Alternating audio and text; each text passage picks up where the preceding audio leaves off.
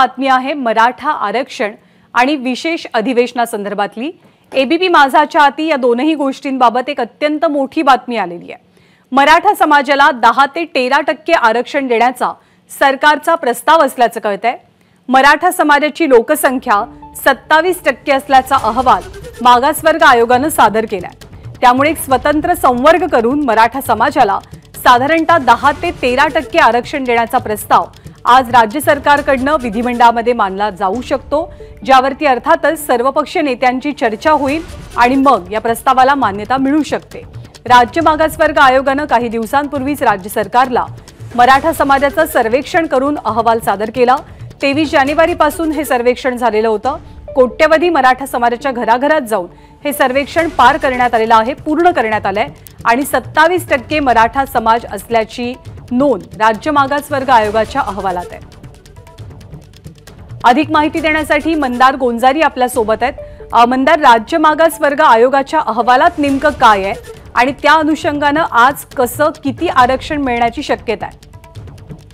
राज्य मागासवर्ग आयोगाचा हा अहवाल सर्वात आधी मराठा समाजाला सामाजिक दृष्ट्या मागासलेला ठरवतो आणि त्यानंतर प्रश्न उरतो की मराठा समाजाला आरक्षण जे आहे ते किती देण्यात यावं। तर शिक्षणामध्ये वेगळ्या प्रकारचं आरक्षण असेल आणि नोकऱ्यांमध्ये वेगळ्या प्रकारचं आरक्षण असेल।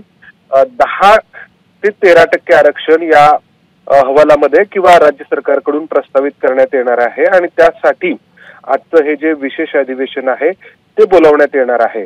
एकंदरीत या आधी 2018 साली देवेंद्र फडणवीस मुख्यमंत्री असताना ज्या स्वरूपाचं किंवा ज्या पद्धतीनं आरक्षण देण्यात आलेलं होतं त्याच पद्धतीचं हे आरक्षण यावेळी असू शकतं।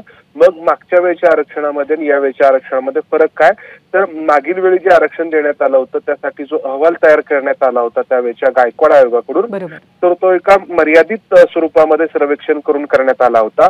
मात्र यावेळेचा आपण अहवाल पाहिला तर संपूर्ण राज्यभरामध्ये 2.5 कोटी कुटुंबांचं सर्वेक्षण करण्यात आलं आणि हे सर्वेक्षण करताना दावा करण्यात आला की संपूर्ण महाराष्ट्राचं सर्वेक्षण करून आम्ही हा अहवाल तयार करतो आहोत आणि या आधारावरती हे जे आरक्षण आहे ते लागू करण्याचा राज्य सरकारचा प्रयत्न असणार आहे। मात्र यामधली सगळ्यात महत्वाची गोष्ट आहे की हे आरक्षण ओबीसीच्या अंतर्गत असेल की स्वतंत्र असेल, अर्थात हे आरक्षण स्वतंत्र असणार आहे आणि त्यामुळे पुन्हा जो प्रश्न उपस्थित होईल की जर 50% मर्यादा ओलांडली जाते आहे तर पुन्हा हे आरक्षण या आरक्षणाच्या विरोधामध्ये सर्वोच्च न्यायालयामध्ये दाद मागितली जाईल आणि पुन्हा हे आरक्षण सर्वोच्च न्यायालयामध्ये टिकेल का? कारण याआधी देखील मराठा समाज मागास ठरवण्यात आला होता आणि स्वतंत्र आरक्षण देण्यात आलं होतं, मात्र ते सर्वोच्च न्यायालयात टिकलेलं नव्हतं। ज्ञानदा, अर्थात सरकारची कसोटी तेव्हाच लागणार आहे जेव्हा 50%च्या वर हे आरक्षण जाईल आणि ते कायदेशीर दृष्ट्या सरकारला टिकवावं लागेल। हायकोर्टात आणि सुप्रीम कोर्टात ते कायद्याचं कवच किंवा संरक्षण सरकार कसं देतं हेही पाहावं लागेल।